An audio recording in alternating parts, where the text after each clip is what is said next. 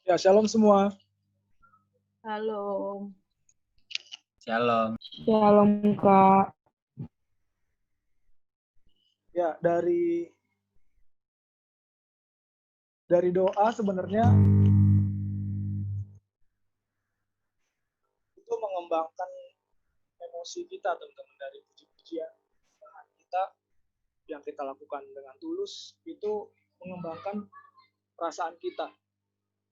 Karena emosi itu adalah sebuah tenaga penggerak seseorang supaya dia bisa kuat bertindak. Itu ada dorongan yang kuat. Gitu. Jadi kalau teman-teman di setiap kegiatan doa ini nyanyi dengan tulus, dengan sungguh-sungguh, kelihatan sih tuh, dari orang-orang yang setiap nyanyi itu merasakan setiap kata, berdoa pada Tuhan lewat persekutuan bareng-bareng ini ataupun doa pribadi. Gitu. Kalau dia seorang itu benar-benar sungguh-sungguh tulus untuk nyanyi, gitu. Dia tahu waktu. Ini waktunya kita untuk bersekutu sama Tuhan, gitu, bersama teman-teman. Kalau dia semakin lama, semakin serius gitu dalam jangka waktu tertentu, dalam jangka waktu yang lama, dia pasti punya dorongan yang kuat untuk bisa melakukan firman yang dipelajari. Jadi bukan hanya kita mengisi pikiran, tapi mengembangkan perasaan. Nah, itu yang terjadi di kegiatan doa kayak gini. Gitu. Saya harap teman-teman bisa terus serius, tahu waktu pada saat lagi kita doa, ya doalah, nyanyilah dengan sungguh-sungguh. Untuk ungkapkan kerinduan teman-teman. Gitu. Karena itu bakal jadi menimbulkan daya dorong yang kuat untuk melakukan firman. Nah, itu berhubung dengan doa yang tadi. Saya merasa minggu ini itu kita dibawa oleh KGB itu bawa keliling waktu ya, kita dibawa ke perjalanan waktu. Saya mikir itu di minggu ini dari tanggal 1 sampai tanggal 7 kita dibawa keliling waktu oleh KGB. Karena kemarin tanggal 1 itu kita bahas tentang masa lalu ya kan. Gitu. Tentang masa lalu, gitu. Tentang aku dan sisi gelapku. Dari masa lalu kan kita belajar bahwa masa lalu itu kan adalah aset yang berharga. Gitu. Itu sebuah harta abadi. Ternyata di balik apa yang kita lalui itu menyimpan sebuah harta yang harus kita temukan hikmatnya, supaya hikmat yang dari masa lalu itu kita pakai untuk bisa kita terapkan dalam kehidupan sehari-hari, menghadapi masa sekarang dan menghadapi masa yang akan datang. Nah, saya kepikiran gitu minggu ini, kita dibawa KGB ke perjalanan waktu. Kita merenungkan masa lalu, baru minggu depan kita mikir masa depan lagi. Gitu. Masa lalu kita menjadi berguna kalau kita punya kebijaksanaan, itu yang kemarin. Jadi review ya. Ini cerita dalam rangka dalam apa yang dipelajari seminggu inilah. Yang dipelajari seminggu ini yaitu belajar tentang hikmat dari masa lalu, baru deh minggu depannya masa depan. Itu kan kemarin itu kita nggak punya masa depan yang pasti, tapi masa lalu kita pasti. Nah, itu yang harus ditemukan. Nah, lalu dari masa depan, kemarin itu kan kita belajar aku plus dia sama dengan masa depan. Gitu. Jadi dari masa depan kemarin itu, pembahasan kemarin kita belajar bahwa ada bagian kita, ada bagian Tuhan yang menentukan masa depan. Gitu. Masa sekarang dipakai itu mengejar hikmat. Karena hikmat itu yang menjadi modal kita untuk menghadapi masa yang akan datang. Itu yang dikejar masa sekarang. Yang kemarin ya. Gitu. Yang harus kita perjuangkan karena hikmat itu jauh lebih berharga daripada permata. Itu. Kalau kita nggak ada punya kebiasaan mengejar hikmat yang daripada Tuhan, gitu. Tuhan kan bakal ngasih tahu ke setiap orang-orang yang serius hikmatnya. Kalau kita nggak punya kebiasaan cari itu, nanti kita pasti akan stres. Maksudnya stres itu nggak tahu apa yang mesti dihadapi di masa yang akan datang. Kan bingung. Kayak kemarin kan ada orang kaya yang nggak tahu mau bagaimana uangnya itu. Gitu. Dia orang kaya, punya segalanya tapi nggak tahu cara menjalankan kehidupan yang dipercayainya itu.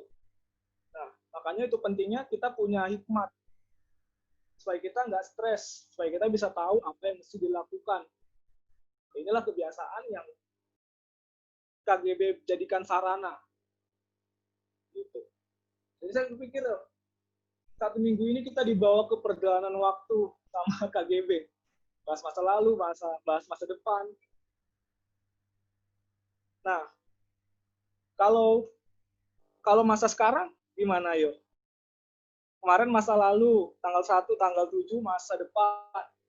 Kalau masa sekarang ya corona. Masa kini, iya masa-masa sulit. Ya, teman-teman pada jenuh nggak nih zaman corona gini? Pada bosen nggak? Enggak. Kenapa enggak? Natasha dulu. Makan terus.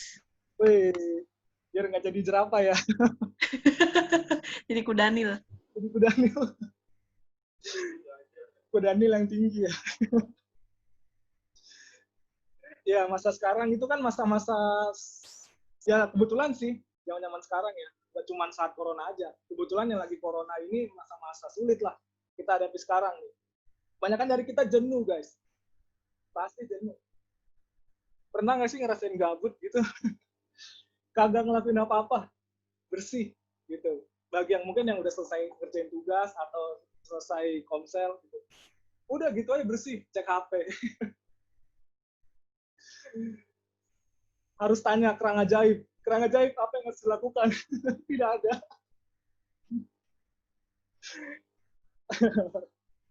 Gitu ya. Sekarang kita bahas nih mengenai mengatasi kejenuhan hidup.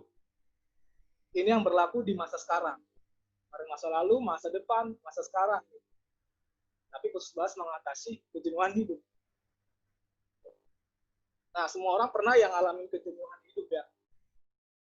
Saat menjalani hidup, ngerasa bosen atas apa yang sedang dilalui. Gitu. Nggak ada orang yang nggak pernah ngerasa jenuh, guys. Nggak ada, bohong gitu, orang yang nggak pernah ngerasa jenuh. Gitu. Jadi nggak ada orang yang nggak pernah mengalami kejenuhan dalam hidupnya. Misalnya, kayak siapa yang udah kerja, orang karyawan, pasti bakalan bosen kalau apa yang dikerjakannya itu aja, itu aja. Ya, namanya juga kerja ya. Ya kerja dibayar untuk itu ya dia harus begitu gitu. Kecuali dia orang yang inovatif, yang kreatif gitu. Bisa membuat sesuatu yang beda. Ada yang karyawan jenuh karena pekerjaannya gitu. Ada misalkan ada seorang pasangan atau seorang pria yang bosen, jenuh dengan pasangannya gitu. Bagi yang mudah ya udah. Tapi anak nggak boleh. Ya, maksudnya ada pasangan hidup yang bosen sama pasangannya gitu. Karena bosen selisih paham terus gitu. Ya nggak pernah, misalnya si cowok itu nggak pernah dikasih kesempatan untuk menjelaskan apa yang terjadi gitu. Si cewek keburu marah gitu, cowok nggak dapat kesempatan untuk ceritain sebenarnya saya begini, sebenarnya itu tadi begini gitu. Akhirnya timbullah jenuh. Contoh kedua, jenuh. Gitu. Seorang guru mulai lepas tangan jika ngelihat ada anak yang nggak bisa pinter. Aduh, susah banget gitu untuk merubah anak ini. Seorang guru pasti bakalan bosan, jenuh melihat anak itu. Gitu. Gak ada berubah-berubahnya. Terus, misalkan lagi ada contoh yang terakhir ini, kalau bagi teman-teman yang bersahabat, misalnya makna dari persahabatan itu, kadang bosan jalani persahabatan, makna persahabatannya itu luntur karena bosan gitu menerima kejelekan kawannya, kejelekan sahabatnya. Pasti dia jenuh. Gitu. Bosan dia, kawannya minta maaf terus gitu. Melihat kejelekan temannya, sahabatnya ini bosan. Nah, itulah contoh-contoh kejenuhan dalam hidup. Gitu. Saya rasa kita semua pasti pernah ngerasa jenuh ya. Atau jenuh dengar firman. Ya bisa juga. Gitu. Cuman jangan terus kayak begitu. Kita butuh firman soalnya. Fakta yang terjadi di masa ini adalah Ini karena lagi bahas corona, makanya saya mau angkat tulisan yang dibuat. Jenuh. Fakta yang terjadi di masa ini adalah meningkatnya rasa putus asa dalam menjalani hidup. Banyak orang yang putus asa, guys. Putus asa dia menjalani hidupnya. Buktinya, banyak orang yang mengambil keputusan untuk bunuh diri, gitu. Yang dia pikir sebagai itu adalah jalan terakhir bagi hidupnya, karena dia putus asa. Diambillah jalan pintas. Dia sangka dengan dia bunuh diri, masalahnya itu bakal kelar. Dia coba tuh. Dia coba, udah deh kelar. Dia buka mata, dia udah ada di alam lain. Gitu, banyak orang ya. Ini fakta realita yang benar-benar ada di depan kita. Banyak orang yang putus asa. Sebagian ada yang ngambil cara bunuh diri itu. Gitu. Nah, sebagian kecil yang lain itu menarik diri dari lingkungannya. Gitu. Sebagian kecil. Bagian pertama tadi ngambil jalan pintas bunuh diri. Sebagian kecil yang orang merasa putus asa itu, dia menarik diri atas lingkungan. Dia pokoknya nggak mau ketemu orang, dia menghindari konfrontasi, menghindari berantem. Akhirnya dia jadi orang yang antisosial. Ada yang begitu. Karena mereka luar biasa, kekecewaan yang parah atas lingkungannya, atas orang-orang. Makanya dia jadi pahit. Akhirnya dia menarik diri. Gak mau lagi gabung sama kalian semua. Kayak gitu. Nah, satu lagi, sebagian kecil orang mungkin sebagian kecil yang lain itu masih bertahan. Masih bertahan atau belum mengambil tindakan apa-apa di saat masa-masa jenuh, putus asa itu. Pokoknya dia dalam status quo aja ngerem gitu. Harus ngapain ya kagak tahu. Gitu. Dia nggak ada ambil action apa-apa. Dia bengong aja, nunggu waktu. Ada yang kayak begitu. Ngomong-ngomong, teman-teman di sini ada yang ngerasa faktor-faktor kayak gitu nggak? Masing-masing refleksinya ke diri teman-teman. Nah, kita harus menolak pandangan hidup dunia sebenarnya yang salah. Banyak orang putus asa itu karena mereka itu menyerap filosofi dari dunia, masuk ke otaknya, ke matanya, ke pikirannya, bahwa hidup itu hanya dijalani. Hidup mengalir seperti air. Itu filosofi dunia itu yang orang-orang yang tahu kebenaran, yang dipandang itu adalah salah. Orang-orang yang kategori kayak tadi itu mandang salah satunya bahwa hidup itu adalah seperti air mengalir. Ngalir aja gitu. Padahal sebenarnya kalau air yang mengalir itu belum tentu dia mengalirnya ke aliran air yang bagus. Tempat perkumpulan terakhir yang bagus. Kalau air itu mengalir ke laut. Kalau ke tempat pembuangan, wah, jadi kotor. Airnya nggak bisa diminum orang, misalnya nggak bisa menghasilkan kehidupan bagi ikan. Gitu. Banyak orang mandang kayak gitu. Pokoknya hidup jalanin aja lah. Gitu. Apa yang lihat depan mata tanpa disaring, mana yang baik mana yang enggak, itu tetap jalanin. Itu ada orang kayak begitu. Orang-orang yang mandang bahwa hidup itu adalah seperti air yang mengalir. Jalani aja hidup. Padahal ya tadi ya, kalau air itu mengalir tergantung nih yang terakhirnya itu berakhir di mana, di laut atau di tempat pembuangan atau di jamban gitu, atau septic tank lah kayak gitu, tempat yang kotor lah. Iya. Nah, banyak orang yang salah tuh. Padahal sebenarnya itu kita harus tahu nih fakta nih. Sebenarnya itu hidup yang benar itu bukan hanya sekedar dijalani. Hidup yang benar itu bukan hanya sekedar dijalani toh doang, tapi harus dihidupi, guys. Makin nambah pemahaman yang benar, makin masuk gitu. Mengganti pemahaman yang salah. Pemahaman yang salah, hidup itu bagaikan air mengalir. Setelah kita rutin ikut kegiatan ini, masuk pemahaman yang baru, bahwa hidup itu bukan sekedar dijalani, tapi dihidupi. Hidup bukan sekedar dijalani, tapi juga harus dihidupi. Nah, orang yang mengalami kejenuhan hidup itu, kejenuhan hidup yang berkepanjangan, itu adalah orang-orang yang tidak menghidupi hidupnya. Orang-orang yang tidak menghidupi hidupnya. Padahal hidup harus dihidupi, bukan hanya dijalani toh doang, tanpa adanya pertimbangan-pertimbangan.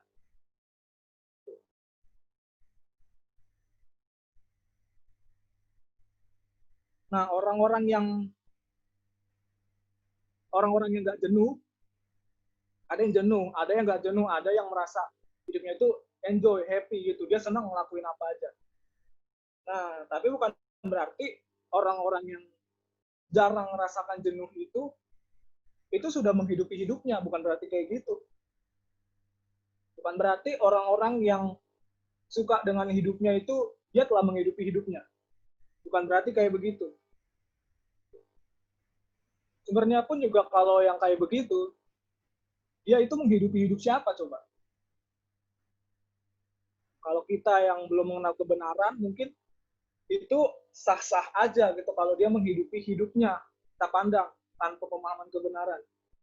Gitu. Karena apa? Karena dia tuh mencontoh hidup yang lain.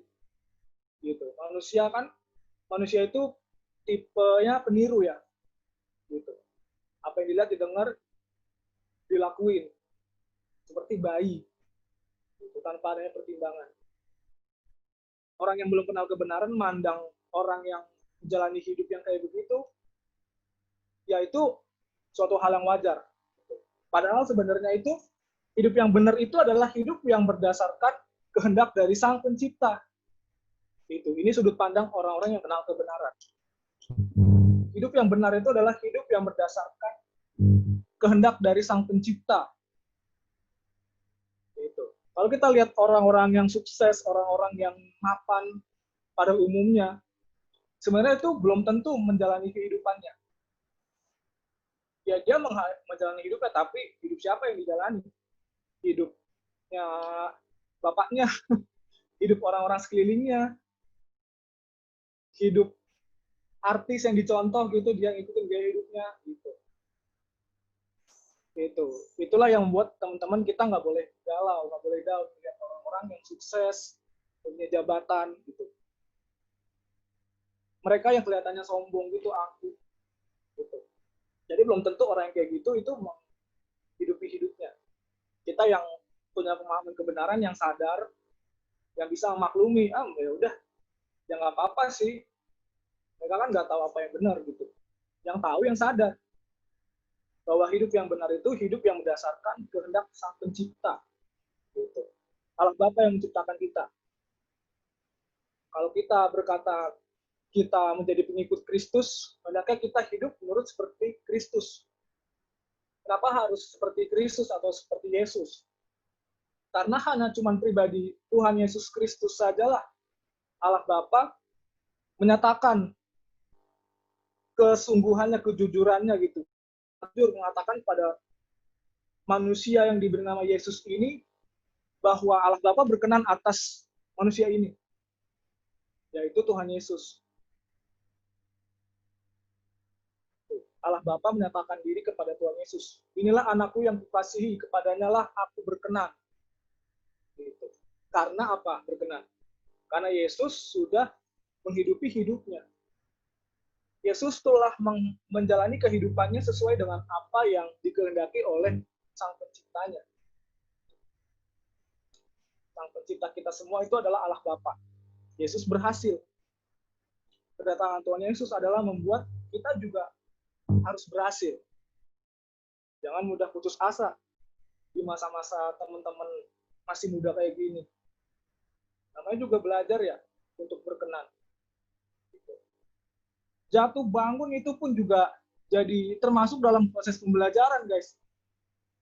Jatuh bangun gitu. Jatuh bangun itu juga termasuk proses pembelajaran kita. Gitu. Jadi jatuh bangun itu wajar nggak, Kak? Yang pertama wajar. Ini ada dua alasan nih. Jatuh bangun itu wajar nggak? Wajar. Tapi ada dua alasan. Yang pertama wajar kalau dia nggak keluar dari arena perjuangan ini. yaitu kita sekarang. Jatuh bangun wajar, ya wajar. Tapi kalau dia nggak keluar, kalau dia resign dari proses pembentukan Tuhan ini, maksudnya dia meninggali persekutuan, itu hidup menyendiri. Ya itu ya udah keluar, ya udah out. Gitu. Dari perlombaan yang diwajibkan, ini ingat ya, perlombaan yang diwajibkan. Gitu. Jatuh bangun. Nah yang kedua, jatuh bangun itu jadi wajar kalau ini pas di Oxford sih. Kalau pas jatuh, ini kan lagi pas naik nih. Perhatiin ya ini. Bayangin di pikiran teman-teman. Pada saat naik, bertumbuh, jatuh. Nah pada saat jatuh, titik terendah ini harus benar-benar berjuang menyusun strategi ke depan. Teman-teman, supaya pas saat nanjak itu makin tinggi dari yang kemarin. Jadi pas naik, pas lagi semangat-semangatnya, lagi membaranya gitu, kan sedikit down. Nah pada saat titik terendah ini, itulah waktu yang tepat untuk mengumpulkan tenaga, memikirkan apa yang harus gue lakuin nih selanjutnya nih. Supaya gue nggak sama kayak kemarin-kemarin. Pada tingkat ini down. Dalam masa down ini mesti naik lebih tinggi dari yang kemarin gitu. Jadi pas naik turun, down nih, tetap berjuang masih dalam lingkaran arena. Pas saat naik lagi, pada saat naik lagi ya itu harus lebih tinggi, naik turun dikit, jangan terlalu lama ngedownnya, bangkit lagi, semangat lagi, naik lagi, tapi harus makin tinggi biar wajar. Jangan pas makin tinggi, jangan pas naik turun, naiknya sama ya ada pertimbangannya lah gitu. Ya pasti nggak boleh sama, harus lebih baik dari hari kemarin. Nah, itu yang kayak gitu ya.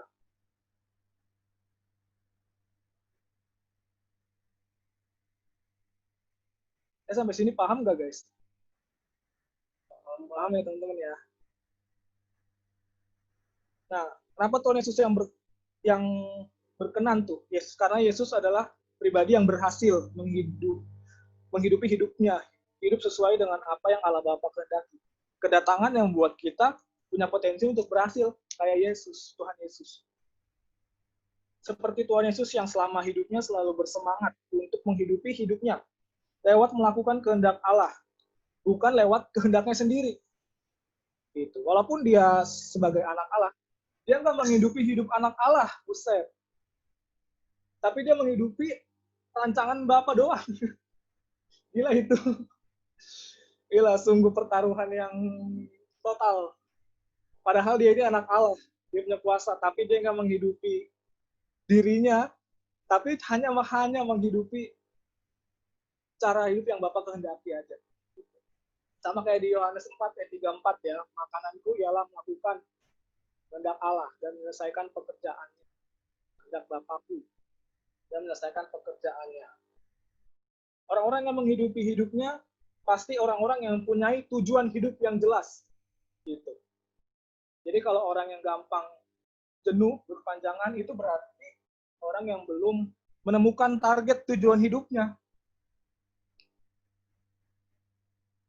Orang yang galau berkepanjangan, yang jenuh, itu adalah orang yang belum menemukan tujuan hidup.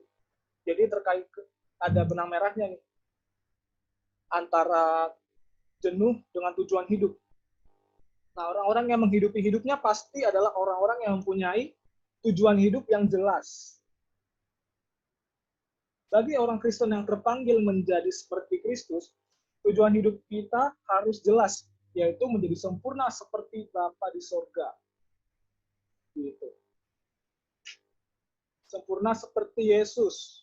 Karena Yesus dia sempurna seperti Bapa. Kabar baiknya adalah kita nggak ditentukan sama persis seperti Tuhan Yesus. Kabar baiknya adalah kita ditentukan untuk bisa sempurna sesuai potensi maksimal kita yang ditentukan oleh Allah Bapa. Gitu. Ya itulah cari itu, hanya Bapa yang tahu. Gitu. Jadi itu membuat kita nggak berpuas diri. Nggak boleh kita menyangka udah sempurna karena udah tahu logos. Hanya Bapa yang tahu kesempurnaan kita. Kesempurnaan saya beda sama kesempurnaan Kak Ais. Saya beda kesempurnaannya sama yang lain, sama teman-teman semua. Gitu. Sama Dimas, sama Freddy, Bini, sama Tes Salawete. Ya beda, kesempurnaan kita masing-masing beda. Jadi, berjuanglah untuk menemukan maksud Tuhan atas hidup kita. Dan hiduplah atas kehendak Tuhan. Jangan menghidupi hidup orang lain, tapi hidupilah apa yang telah ditentukan Tuhan untuk hidupmu. Hidup kita semua. Nah, aspek lain, jika membicarakan mengenai hidup adalah, hidup itu sebenarnya bicara mengenai HUBUNGAN. Hubungan. Hidup bicara mengenai hubungan. Tentunya hubungan yang dimaksud itu bukan hubungan lawan jenis doang. Hubungan yang dimaksud adalah hubungan antara kita dengan Tuhan dan kita dengan sesama. Gitu. Dengan Tuhan semesta alam dan manusia. Kalau nggak ada hubungan, sebenarnya dia nggak hidup. Fair-fairan aja. Kalau dia nggak punya hubungan dengan siapa-siapa, bukan hanya orang, tapi pribadi Tuhan. Ya, dia bisa sih dikatakan nggak hidup. Tidak ada hubungan, tidak ada hidup. Atau tidak ada kehidupan di dalam hidupnya itu. Karena hidup bicara mengenai hubungan. Nah, kalau manusia hanya menjalani hubungan hanya kepada satu pihak saja, maka itu belum dikatakan menghidupi hidup dengan benar. Gitu. Misalkan kayak seorang petapa, gitu, atau seorang biarawati, dia punya hubungan sih sama Tuhan. Gitu. Tapi kalau cuma dalam satu arah doang, itu belum bisa dikatakan hubungan yang benar. Gitu. Jadi harus dua, hubungan dengan Tuhan sama dengan, dan juga hubungan dengan sesama. Gitu. Orang dekat. Gitu. Orang-orang yang dipercayakan Tuhan. Jadi bukan kayak orang biara yang hanya terus bangun hubungan sama Tuhan aja dari masyarakat kayak gitu. Orang kayak gitu itu tidak bisa menunjukkan kasihnya kepada Tuhan. Gitu. Mau nunjukin gimana? Dia cuma punya hubungan sama Tuhan doang. Kalau Tuhan berkata kasihilah samamu atau melakukan kasihlah kamu, dia mau ngelakuinnya bagaimana? Orang dia cuma hubungan sama Tuhan doang. Kalau dia juga berhubungan dengan sesama, mungkin dia bisa, bukan mungkin, malah pasti dia bisa melakukan kasih. Gitu. Karena bukti kalau kita mengasihi Tuhan adalah mengasihi sesama kita, guys. Itu buktinya. Cinta Tuhan, perlakukan manusia seperti manusia. Itu bukti, salah satu bukti sih. Bukti lainnya kita harus bertumbuh, menyerahkan diri, belajar firman sebanyak-banyaknya, dan lain-lain. Tapi salah satu buktinya itu adalah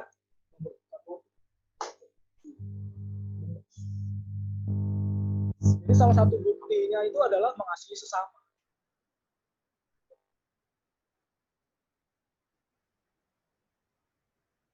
Nah, orang-orang yang kayak begitu tadi, itu juga nggak bisa mengembangkan dirinya. Karena tadi ya, karena manusia itu hanya bisa ditajamkan oleh manusia. Tajamkan perasaannya. Besi menajamkan besi, manusia menajamkan sesamanya. Gitu. Harus manusia yang menajamkan manusia. Maksud menajamkan di sini artinya diasah perasaannya, pikirannya, agar dari setiap interaksi sama orang itu makin diasah, maksudnya asah menjadi semakin menyerupai cara merespon Tuhan Yesus ini. Makanya besi menajamkan besi, manusia menajamkan sesamanya. Orang-orang yang di sekitar kita membuat kita bete, keselin gitu, akan menimbulkan kita punya perjuangan untuk serupa dengan Kristus lewat pengasahan orang-orang itu. Hati kita dibentuk, diukir menjadi serupa seperti Kristus, gitu penggambarannya. Maksudnya artinya kita dengan adanya mereka yang kayak begitu, cara respon kita mendapat kesempatan untuk punya cara merespon seperti Kristus dalam menyikapi mereka-mereka. Ya begitu.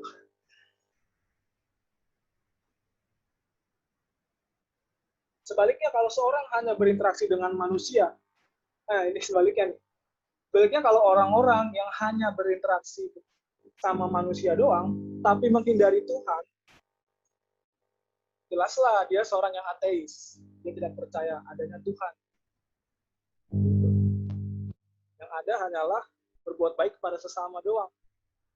Itu juga belum dikatakan punya hubungan dengan benar. Jadi seperti salib ya. Ajaran salib itu, kalau kita melihat salib, itu mengajarkan kita supaya kita bisa mengasihi Tuhan dan sesama. Kata dan itu penting. Gak boleh salah satu dihilangkan. Mengasihi Tuhan dan sesama. Bukti mengasihi Tuhan itu mengasihi sesama. Memperlakukan manusia seperti manusia. Gitu. Bagaimana kita memandang orang-orang sekitar kita seperti manusia. Benar manusia, jangan mandang yang lain. Yang terakhir nih, poin terakhir. Orang percaya harus menyadari bahwa ini supaya kita ini ya bisa lebih menghayati hidup, lebih bisa menghidupi hidup kita, supaya nggak gampang jenuh di saat corona kayak gini. Orang percaya harus menyadari bahwa hidup ini adalah sebuah pemberian yang mahal dari Tuhan. Hidup ini semua adalah kepercayaan dari Tuhan. Hidup kita ini sebenarnya mahal karena Tuhan sudah mempercayakan kita. Apa yang ada pada kita sekarang adalah kepercayaan yang datang dari Tuhan. Hidup menjadi bermakna jika kita bertanggung jawab atas kepercayaan yang ada pada kita saat ini. Nah, ini tugasnya kita nih saat masa sekarang. Berhubung pembahasan kemarin ya, bahas masa lalu, masa depan, masa sekarang. Ini juga masa sekarang kita harus bertanggung jawab atas kepercayaan yang Tuhan kasih ke kita. Banyak hal gitu. Kayak kita dipercaya kok punya fisik yang sehat. Gitu.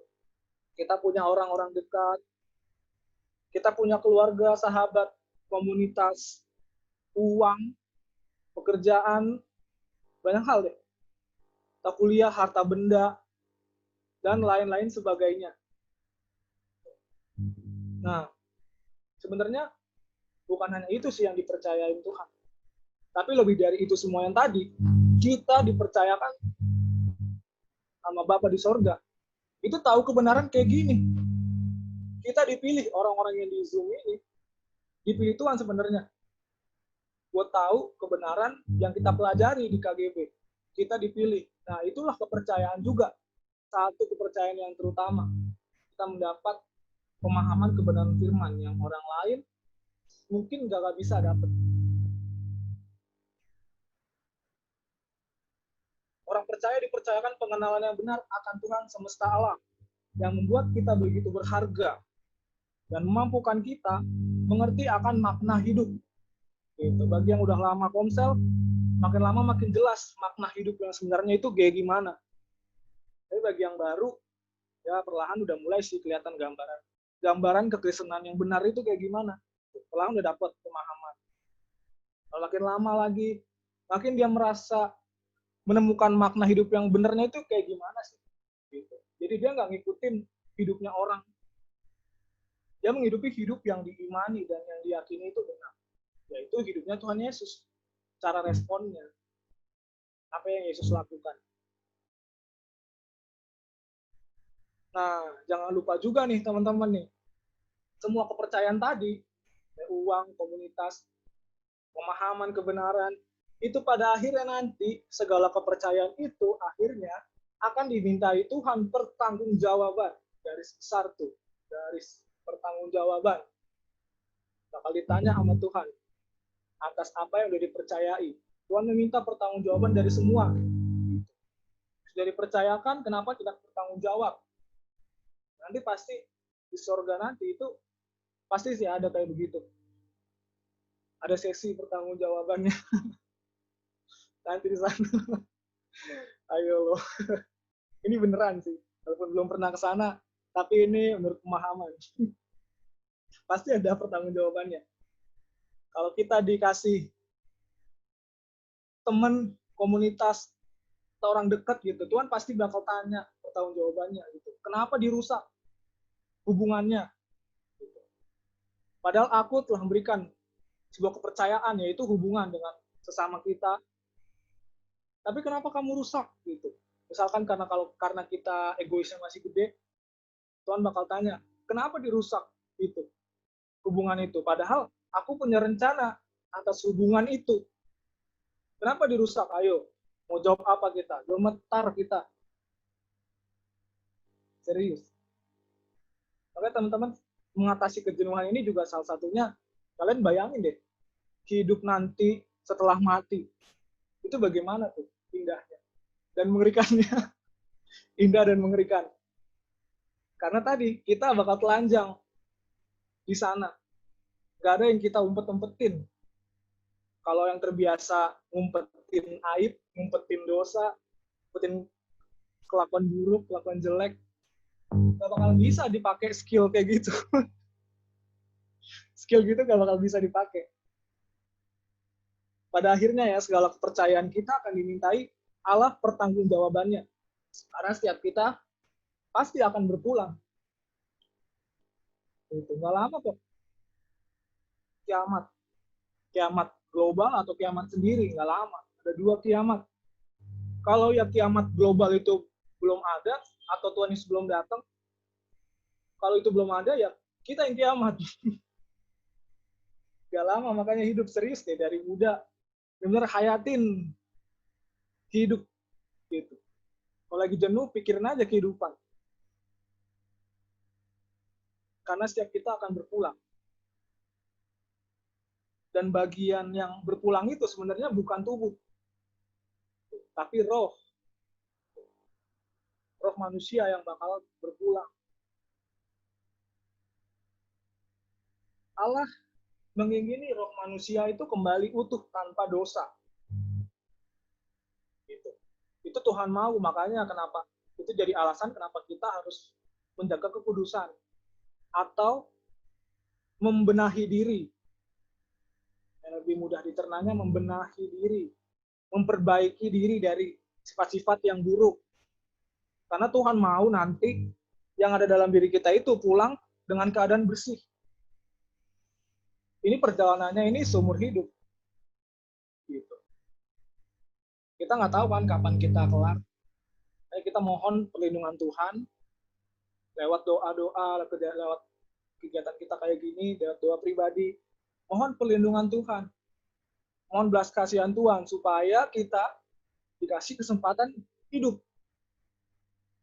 Supaya kita dikasih kesempatan untuk membenahi diri.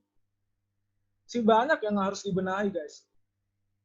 Nah, di dalam doa, nanti Tuhan bakal kasih tahu mana yang harus dibenahi nih.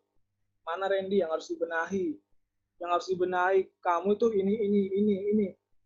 Keangkuhan, kesombongan, perasaan kesal, gitu. Kayak begitu bagi semua. Dalam doa. Makanya kegiatan doa penting. Sebagai sarana mengembangkan perasaan kita supaya kita termotivasi lebih lagi, sama supaya jadi sarana Tuhan untuk memberitahu motif-motif kita itu. Kayak gitu. Kita akan merusak kepercayaan itu, kepercayaan yang ada, itu jika kita tidak bertanggung jawab kepada Allah.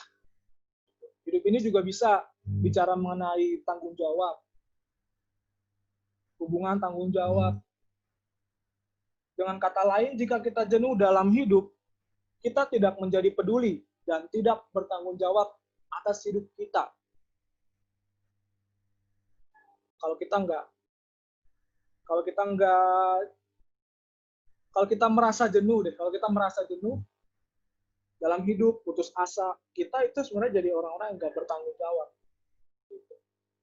Jadi mulai saat ini, untuk mengatasi kejenuhan kita di masa-masa rutinitas kita, atau yang di masa-masa kita lagi nggak ngapa-ngapain gitu, pikirkan apa yang harus kita lakukan. Kalau lagi gabut, jangan cuma main HP sebenarnya. Saya juga main HP, cuman jangan bablas. Sediain waktu untuk berpikir, merenung. Kalau cowok itu, ya saya sih, kalau cowok itu sebenarnya suka berpikir. Saya suka banget berpikir, merenung, maksudnya merenung gitu. Bayangkan apa yang terjadi ke depan, gitu. Karena cowok kan present future, orientasi kepada masa depan, apa yang akan terjadi gitu. Pikirin tentang firman pastinya, pikirin tentang orang-orang dekat kita, pikirin tentang Tuhan, perasaan Tuhan. Pikirkan itu. Bagi yang cewek ya renung juga sih. Cuman lebih banyak merasakan. Lebih banyak merasa. Maksudnya rasa apa nih? Merasakan hubungan dengan Tuhan itu dekatnya. Rasain deh. Bagian cewek, dekatnya itu gimana? Karena cewek makhluk perasa. Rasa, gimana dekatnya. Kalian dekatnya hubungan sama Tuhan itu, kalau intim, dekat dengan Tuhan itu bagaimana? Rasakan.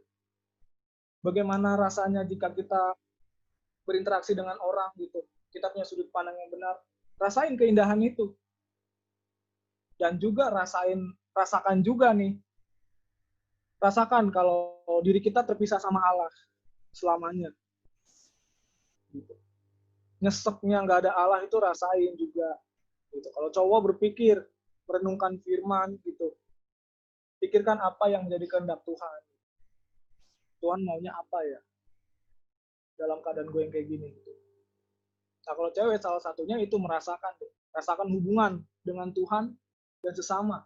Dan sebaliknya rasakan jika tidak ada hubungan antara Tuhan dan sesama, nggak ada hubungan, wah gila, itu berarti dia itu nggak menghidupi hidupnya. Gitu. Ini sebenarnya tulisan sih yang ditulis di website, belajar nulis, dan ini dan sudah dibagikan teman-teman tentang mengatasi kejenuhan. Teman-teman ada yang mau nanya nggak? Saya bang. Woi Raffles, always ya. Kayak Raff ya.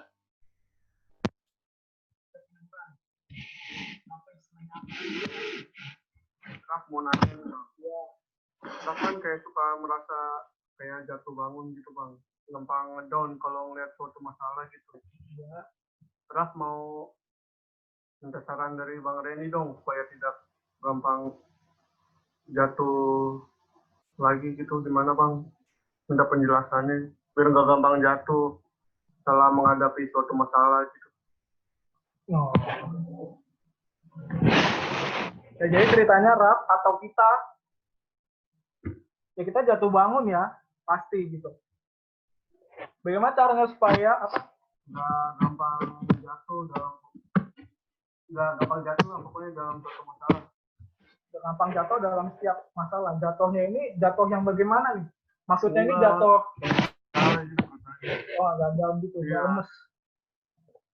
Udah lemes ya. Nah, kalau yang pertama tadi Raff ingat apa kata Bang Randy, itu kalau kita serius untuk doa sama Tuhan, nyanyi lagu rohani, hayatin setiap kata-katanya, hayatin setiap kata-kata dari setiap nyanyian kita, itu kan nanti bakalan mengembangkan perasaan kita, mengubah emosional kita gitu.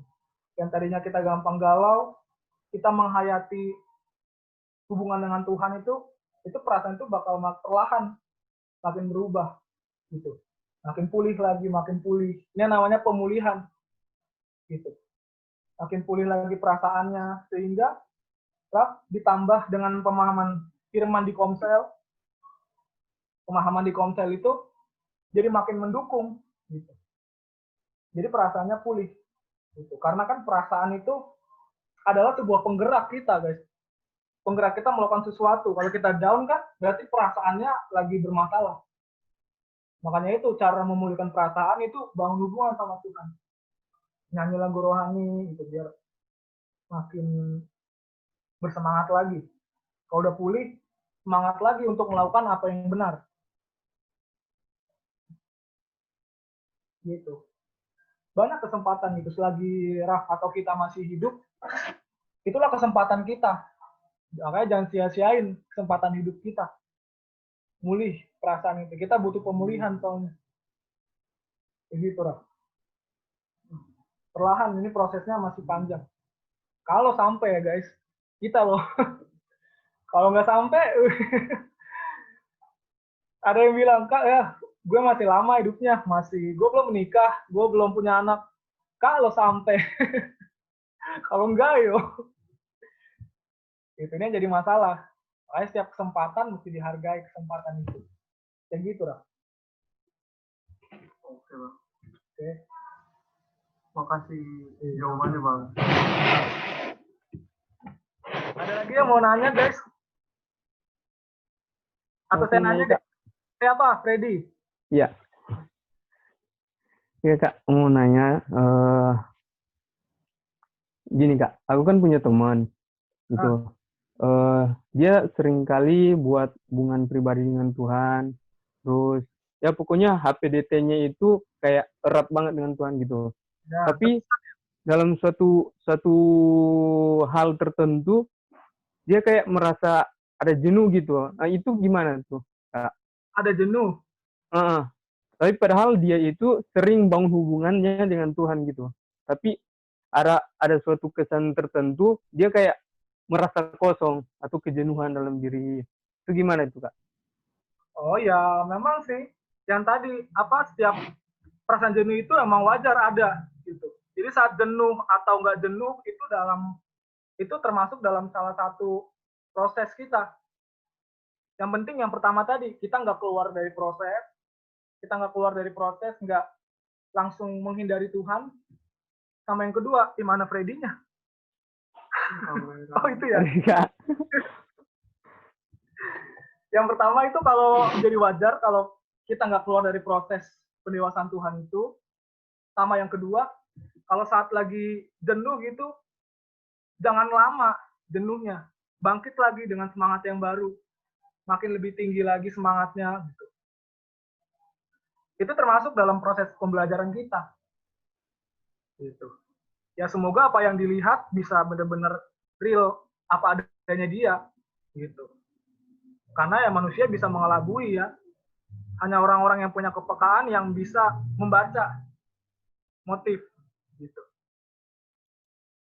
Jadi dari segi kita dorong terus dia untuk dekat dengan Tuhan gitu. Iya, ingetin kalau dia udah mulai kelihatan tanda-tanda yang aneh-aneh, ya itulah baru Freddy bisa punya hak buat negur. Tapi kalau Freddy deket ya, gitu. Atau ingetin, misalnya kalau udah lama nih, dia nggak muncul dalam pertemuan ibadah, ya Freddy bisa ingetin, gitu. Kok lu udah nggak lama datang sih bro? Gitu, lo ada apa dengan lu bro? Gitu. Lo ada masalah cerita sama gue bro. Cerita apa masalah lu? Gitu. Ayo kita doa bareng-bareng. Gitu. Tuhan pasti bantu sih, Tuhan nggak tutup mata. Kalau Freddy sungguh-sungguh mau hidup benar dan terbeban untuk ngajak orang buat jadi benar, pasti Tuhan tolong Freddy. Sip. Thank you, Kak. Gitu, iya. Sama-sama. Ada lagi guys? Ini mau nanya. Clara. Apa deh? Berkaitan sama yang tadi Kak Freddy tanya, berarti sekalipun orang udah punya kebiasaan kayak bangun hubungan sama Tuhan, dia tetap punya potensi untuk jenuh dong? Masih, cuman yang tadi, saat orang udah punya terbiasa untuk bangun hubungan sama Tuhan, makin lama dia makin tinggi gitu. Jenuhnya mungkin gak lama. Ya paling bentar ada. Nah, di masa jenuh itulah, dia harus punya strategi ke depan. Ngumpulin tenaga supaya bisa bangkit lagi. Di sini peran teman-teman dekat untuk mendorong lagi supaya dia bisa dorong dia buat naik lagi tinggi itu. Asalkan dia nggak keluar dari lingkaran itu, lingkaran komunitas, lingkaran perlombaan yang diwajibkan itu. Kayak gitu, Clark. Hey.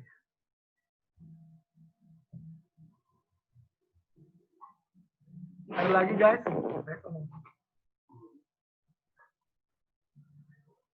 Ayo atau saya tanya deh. Are you ready? Setengah 11, bentar lagi ya. Ada yang mau nanya nggak? Ini apa ya? Atau review deh, review. Ayo, coba ya. Bentar, saya lihat dulu bentar.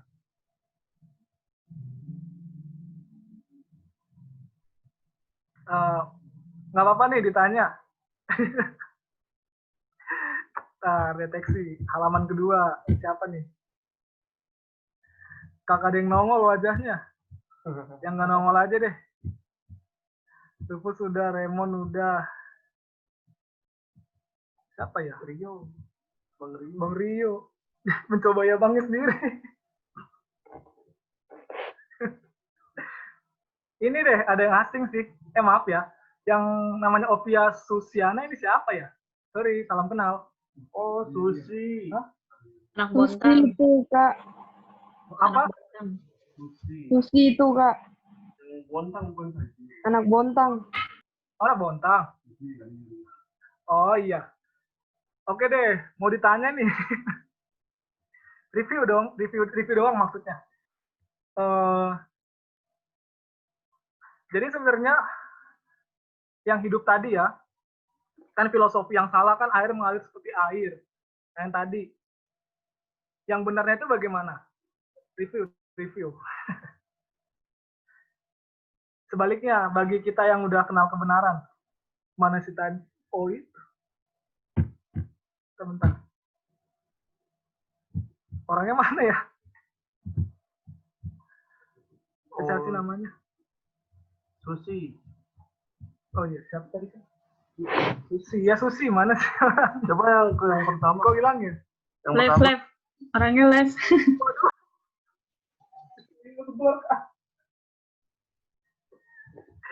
Lempar deh ke Putri. Kaputri. Salam Put. Salam. Gimana Put? Coba review yang tadi. Apa tadi Lawannya. pertanyaannya? Lawannya tadi kan dengar filosofi yang salah itu hidup mengalir seperti air. Nah, bagi kita yang udah kenal kebenaran tuh mestinya bagaimana tuh? Tadi. Mestinya kalau kita udah belajar kebenaran ya kita berusaha untuk hidup tuh nggak hidup yang mengalir aja, tapi hidup itu cari tahu apa maunya Tuhan gitu, menghidupi hidupnya Tuhan dalam hidup kita supaya kita tuh akhirnya tahu tujuan hidup kita tuh sebenarnya apa gitu, bukan ya? Oh iya benar. Putri nyimak berarti. Satu lagi deh, biar nggak cuma satu doang. Thank you ya Put ya. Ya. Siapa ya? Ntar lagi nih. Sekarang cowok. Jangan live loh.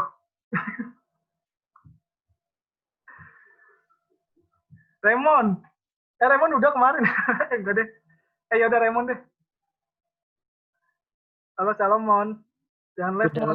Udah live kak. Ini salut.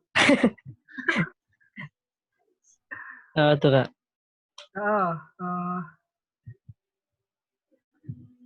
Kita dulu. Ini soalnya Jangan susah-susah dong. Paling yang ini kok setengah susah setengah gampang Mon.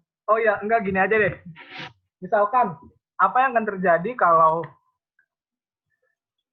orang yang nggak tahu kebenaran yang kayak gini, apa yang terjadi dengan hidupnya? Apa yang akan terjadi? Gimana? Kita kan udah tahu nih. Kita udah tahu apa yang benarnya tentang mengatasi kejenuhan ini. Nah, bagi orang yang belum dapat kesempatan tahu yang kayak begini, atau misalkan kita lupa sama konsep kayak gini, apa yang akan terjadi sama orang itu? Menurut Raymond, silakan.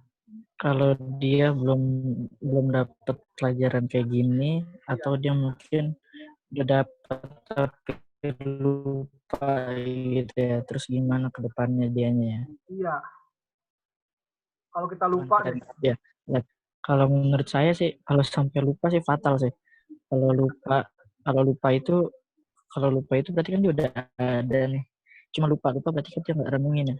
Dia nggak mikirin lagi, dia nggak coba pelajarin lagi. Ya udah fix lah, hancur. Paling lama-lama juga keseret kan. Kata Kais, kalau mau jadi jahat ya gampang, gak usah belajar firman, pasti jahat.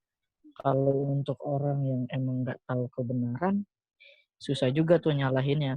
Dia kan soalnya nggak dapat gitu. Mungkin dia emang nggak ada dikasih kesempatan yang sama kayak kita gitu. Cuma kalau emang dia dikasih terus dia nyanyiin, ya udahlah, kasihan deh lo gitu. Berarti dari tema yang tadi mengatasi kejenuhan hidup bagi orang-orang yang lupa atau yang nggak tahu gitu, bagaimana dia menjalani hidupnya gitu, apa yang akan terjadi gitu, pandang ke depan. Menurut Raymond kayak gimana? Oh, kalau mereka jalan berarti ya jalanin hidupnya jadi nggak maksimal, jadi nggak seperti yang Tuhan mau gitu, nggak, maksudnya nggak menuhin rencana Tuhan lah. Kan orang yang udah dapet pelajaran gitu atau yang ingat ya, yang renungin, pasti dia semakin lama semakin nemuin tuh rencana Tuhan ya kan, satu persatu dia nemu apa yang jadi maunya Tuhan dan pasti dia hidupin. Kalau dia emang nggak tahu kebenaran, ya gimana cara dia nemuin cara hidupnya Tuhan gitu. Pasti hidupnya nggak berkualitas, kualitasnya Tuhan maksudnya. Oh, oke, itu jawaban yang bagus. Oke, makasih Mon. Nggak ada yang mau nanya lagi guys, biar kita berdoa. Apa nih, Shalom, teman-teman tolong nyalain kamera. Tujuan pakai Zoom untuk mengganti pertemuan tetap tatap muka.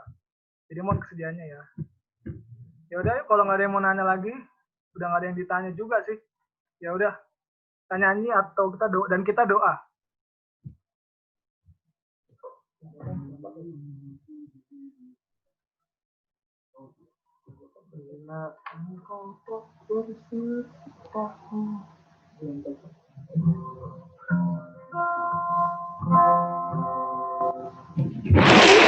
Yuk, siapin hati kita yuk. Ngapain lo? Randy. Hari-hari hidup aja deh.